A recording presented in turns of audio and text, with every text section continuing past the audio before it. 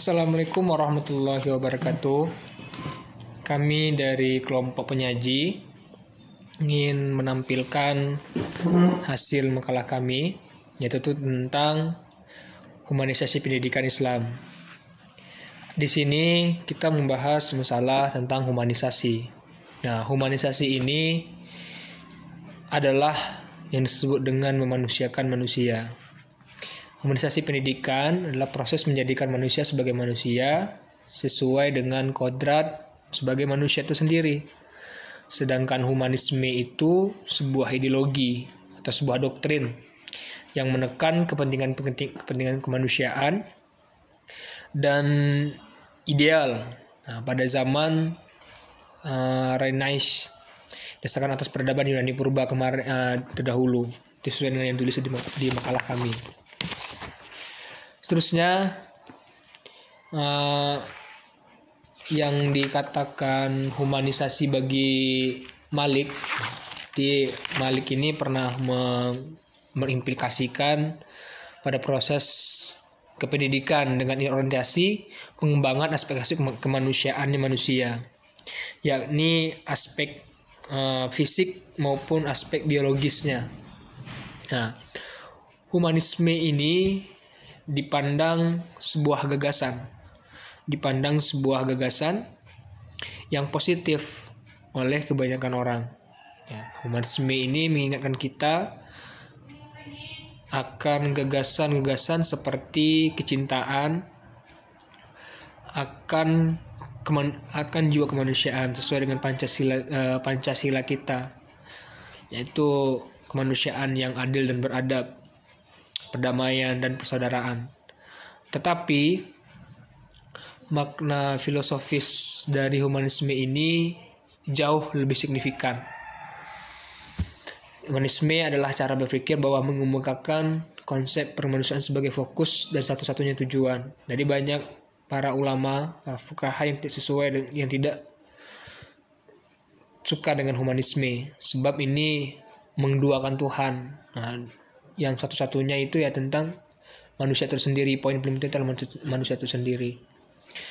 Kamus Umum juga mendefinisikan humanisme itu sebagai sebuah sistem pemikiran yang berdasarkan pada nilai manusia itu sendiri. Terus poin yang kedua yang ingin kami sampaikan yaitu tentang hakikat manusia itu sendiri dalam Islam. Manusia ialah makhluk ciptaan Allah yang sangat luar biasa. Pada hakikatnya manusia adalah makhluk Allah yang paling sempurna, dengan segala kehidupan akal, hati nurani, dan daya pikir logikanya, memiliki kemampuan untuk mengelola segala macam karunia dari Allah Subhanahu wa Ta'ala.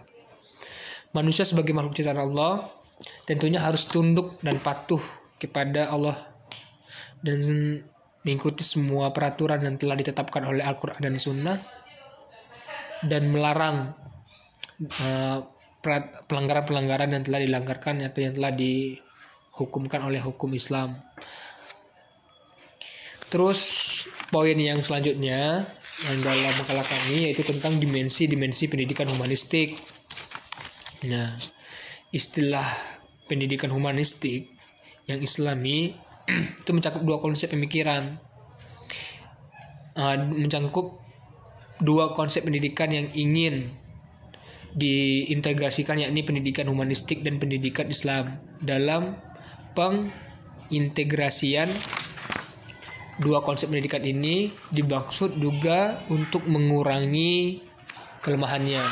Pendidikan humanistik yaitu menekankan kemerdekaan individu yang diintegrasikan dengan pendidikan yang religius dan Islami, agar dapat membangun kehidupan sosial yang menjamin kemerdekaan dengan tidak meninggalkan nilai-nilai ajaran Islam.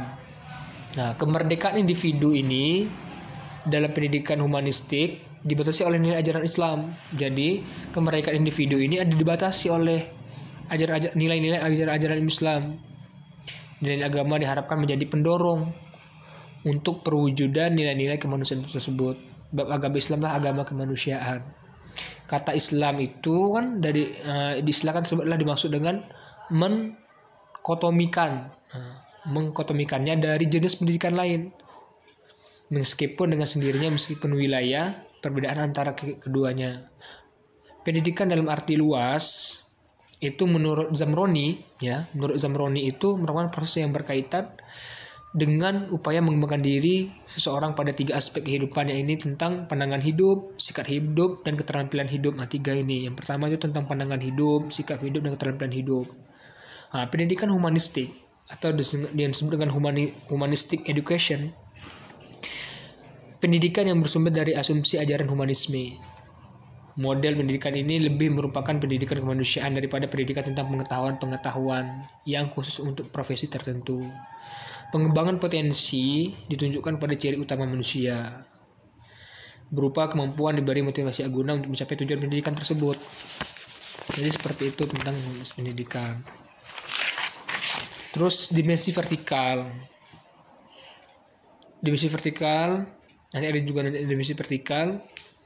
Ini sejalan dengan pemikiran tentang perennialisme yang menekankan pendidikan sisi rasio akal. Ini lebih kepada akal manusia itu, pengembangan akal berfungsi untuk mengontrol nafsu yang mengajak kepada perbuatan jahat. Pandangan ini membawa kepada perbaikan akhlak dan perubahan karakter. Di yang ini mengarahkan kepada perbaikan akhlak dan pembentukan karakter. Jadi itu yang bisa kami sampaikan. Jadi kesimpulannya dalam makalah kami sudah kami simpulkan bahwasannya proses yang disebut dengan humanistik, pendidikan, humanisme, dan manusia itu sendiri adalah proses menjadikan manusia sebagai manusia sesuai dengan kodratnya sebagai manusia. Sedangkan humanisme itu ada satu doktrin dari sebuah ideologi yang menekankan kepentingan kemanusiaan yang ideal. Manusia dalam agama Islam diartikan sesungguhnya kami telah menciptakan manusia dari saripati tanah, kemudian kami jadikan seperti air mani yang disimpan dan merapat di kokon rahim. Kemudian air mani itu kami jadikan segumpal darah, lalu segumpal darah itu kami jadikan segumpal daging, dan segumpal daging itu kami jadikan tulang belulang, lalu tulang belulang itu kami bungkus menjadi daging, kemudian kami jadikan makhluk berbentuk lain, maka Maha Suci Allah pencipta yang paling baik. Pendidikan humanistik Islami ini akan merealisasikan tujuan dari humanisme Islam, yaitu keselamatan dan kesempurnaan manusia karena kemuliaannya. Sistem pendidikan ini akan membentuk peserta didik menjadi abdi Allah dan khalifah Allah sebagai manusia yang mulia. Jadi itu yang bisa kami sampaikan. Akhir kata, jadi dari saya pribadi, jadi penyaji, kita harus bisa membedakan humanisasi, humanistik, dan humanisme. 3 itu berbeda. Secara hakikinya, pendidikan adalah strategi manusia untuk mempertahankan sifat kemanusiaannya.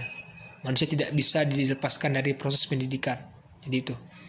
Sekian, mudah-mudahan bermanfaat. Jikalau ada yang kurang paham, mari kita diskusikan bersama-sama.